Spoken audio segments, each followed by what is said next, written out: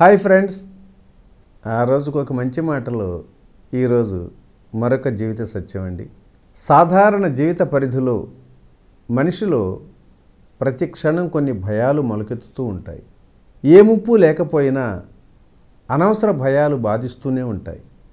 అసలు ఈ భయాలు మనిషికి అవసరమా? వీటి గురించి తెలుసుకుందాం. ప్రాణికోటి లక్ష్యం సుఖంగా జీవించటం, ఎలాంటి భయాలు లేకుండా నేర్పుగా జీవనయానాన్ని కొనసాగించటం. సృష్టి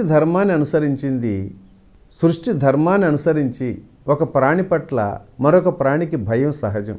చిన్న చేపను పెద్ద చేప భక్షిస్తుంది. సాధు జంతువులను క్రూర మృగాలు చంపుతూ ఉంటాయి. ప్రాణాల మీదకు వచ్చినప్పుడు జీవుల్లో భయం నెలకొంటూనే ఉంటుంది. మనిషిలో భయం కేవలం ప్రాణ సంకటం వలన వికారం కాకపోవచ్చు. వ్యవహారాలలో లోటుపాట్ల వలన భయం కూడా కలుగుతుంది. సాధారణ జీవిత పరిధిలో మనిషిలో ప్రతి క్షణం కొన్ని భయాలు మొలకెత్తుతూ ఉంటాయి. ఏ ముప్పు లేకపోయినా అనవసర భయాలు బాధిస్తూ ఉంటాయి. మనసులో తేలే వ్యతిరేక భావాలు మనిషిలో భయాన్ని సృష్టిస్తుంటాయి. భౌతిక చట్టాలకు భయపడి చాలామంది నిజాయితీగా జీవిస్తుంటారు. కొందరు పౌర చట్టాలను పట్టించుకోకపోయినా దైవభీతితో నీతి పాటిస్తుంటారు. ఎలాంటి పాపాలు చేయకుండా జీవితం గడుపుతూ ఉంటారు. క్రమంగా అది అలవాటుగా మారి వారి జీవితాలు ఎంతో అద్భుతంగానే ఉంటాయి. భయం ఓ విపరీత మానసిక పోకడ. అది లేకుండా ప్రాణకోటికి మనుగడ లేదు కూడా. మరి భయంతో జీవిస్తే జీవితం ఎలా అర్థవంతమవుతుంది?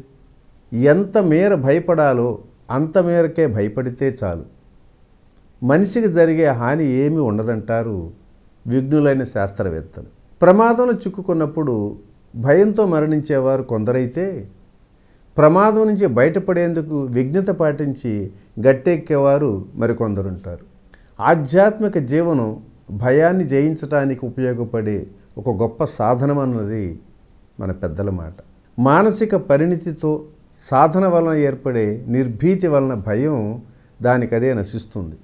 భయాన్ని జయించే ఉపాయం ఆధ్యాత్మిక సాధనే అన్నది కాదనలేని మాట. భగవంతుడిపై భక్తి పెంచుకొని ఆత్మ నిర్భర స్థితిలో జీవించినప్పుడు సాధకుణ్ణి ఎలాంటి భయాలు కూడా బాధించవు. ఒక విజేతకు తాను సాధించిన స్థానం చెదిరిపోతుందనే భయం, సౌందర్యవంతులకు వయసు మీరే కొద్దీ అందం తరిగిపోతుందనే భయం, అధికారికి పెత్తనం చేజారుతుందనే భయం, ఇలా ప్రతి వారిని భయం బాధిస్తూనే ఉంటుంది. అలాగే భయం వలన లాభాలు కూడా ఉన్నాయండి. మితిమీరిన వేగంతో ప్రయాణం చేస్తే ప్రమాదం జరుగుతుందన్న భయం లేకపోతే మరి వాహన చోదకుల వేగాన్ని తగ్గించడం సాధ్యం కాదు కదా. రక్షక భటుల భయం లేకపోతే నేరాలు చేసేవారిని నియంత్రించలేం కదా.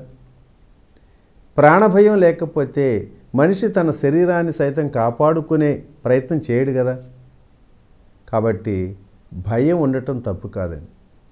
కాకపోతే అతిగా ఉండటం మాత్రమే అనర్థదాయకం. లోకంలో నీతిమంతులు భయపడాల్సినటువంటి అవసరం ఎంత మాత్రం కూడా లేదు. నీతివంతమైన జీవనం సాగిస్తే ఎవరికీ భయపడాల్సిన అవసరం ఉండదు. ఓకే ఫ్రెండ్స్, మరి ఈరోజు ఈ మంచి మాటను ఎంతటితో ముగించుకుందాం. రేపటి రోజుని మరొక జీవిత సత్యం ద్వారా కలుసుకుందాం. Okay, thank you. ఇట్లు మీ రామిరెడ్డి, మానస సరోవరం.